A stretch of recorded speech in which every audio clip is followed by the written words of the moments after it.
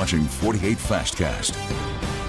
All right, y'all, 7:01. Thanks for joining us for our 48 Fastcast, where you get the news, weather, traffic updates in 10 minutes or less. Yeah, and the weather is looking amazing this week, leading into the weekend and the holiday. Yeah, looks good today as well as for your 4th of July and the weekend to follow too. Very fortunate timing of that cold front we had come through earlier this week on Tuesday. Dew point in the mid to upper 60s, as I promised you yesterday morning during Fastcast. It would turn out to be a nice day. Now we still hit a high temperature of 92 degrees, Huntsville International Airport, and we're forecasting 93 today. It just won't feel as bad. The air's not as heavy because of the dry air. We'll have a little bit of a breeze out of the north and east. Look how close the air temperature is to that feels like temperature in pink. The air temperature is in red. Pink is your heat index. It will feel like mid 90s for the most part today with that wind blowing around. Should be very, very nice. And this morning it feels great out the door. Forecasting a dry 4th of July Friday. As for the weekend afterwards, so boating, camping, hiking, anything like that looks great. Storm chances increase, as does the humidity into next work week. Not so much a foggy start this morning. Traffic volume could be a little bit lighter because tomorrow is the 4th. Temperatures right now in the mid 60s to low 70s. This is your 48 First Alert Road Report, sponsored by Bankston Motorhomes. Taking a quick look at the Parkway this morning for your morning traffic. Things moving very smoothly there, so you love to see that. We still have a little bit of a slowdown here on 72 eastbound, people coming into the city here, but nothing too much to worry about. Going a little bit slower on 72, so just be prepared. And then up here towards the 231, US 231 southbound coming down into Huntsville, still a little bit of a slowdown there, so just be prepared for that if you're coming from up that way. Decatur to Huntsville right now, 20 minutes. Athens to Huntsville, 27. Well, a lawsuit has been filed against a Huntsville city employee claiming that he caused serious injuries to a family in a car wreck in February of last year. Sean Randall works in the Huntsville Landscape Management Department. In February of 2024, he was involved in a wreck at the intersection of Triana Boulevard and Hillcrest Court. The crash report says Randall made a left turn and hit the family's car. Randall was driving a City of Huntsville work truck at the time. Now, 1 year later, toxicology reports revealed he was drunk during that accident. He was then arrested and charged. Randall is expected to face a judge later this month. The civil suit against him is still pending. One girl at the Pathway facility for troubled teens in Owens Crossroads ran away yesterday. Police Chief Jason Dobbins tells us he was able to convince the girl to go back after she initially refused to go back with those Pathway employees. Last fall, there was a riot at the facility where several people were hurt and 6 girls were arrested. Since then, Pathway has come under a lot of scrutiny of the Owens Crossroads City Council. A church in Sheffield was gutted in a fire. Once fire crews got the initial fire under control, it rekindled later that evening. Now, Sheffield Fire Chief Matt Mothershed tells us the First United Pentecostal Church is a total loss. Mothershed said that the fire rekindled quickly after it was first put out. Thankfully, no one was hurt. Investigators are still working to figure out how it started in the first place. And one person was killed in a crash in Morgan County. The crash happened around 6 p.m. yesterday on Highway 36 near Black Ground Road. That's in the Lacey Spring area. Now, this accident forced authorities to shut down that road for several hours, but it has since reopened. The discovery of several grams of fentanyl resulted in a Florence man being charged with drug trafficking. Lauderdale County Drug Task Force agents arrested Timothy Rust on Tuesday after searching a home on Chestnut Street.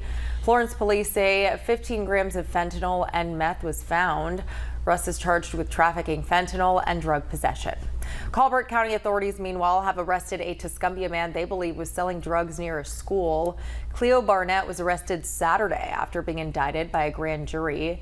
The indictment alleges that he sold crack cocaine near a school in Cherokee in April. He is charged with selling or distributing crack cocaine. Our media partners at the Times Daily report his arraignment is set for September 11th. Barnett is also charged with drug trafficking in a separate case out of Lauderdale County. Well, still to come, we have an update on several Huntsville City Schools projects that are happening, where those construction projects are taking place ahead.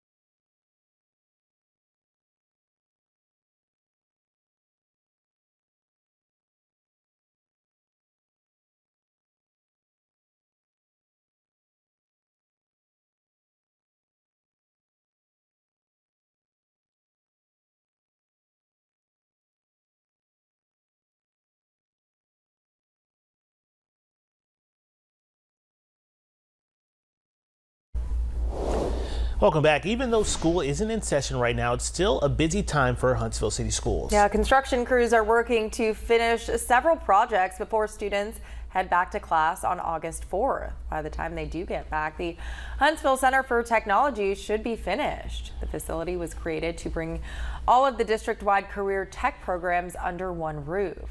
Crews are also working on adding new classrooms to the Goldsmith Schiffman Elementary and Hampton Cove Middle School.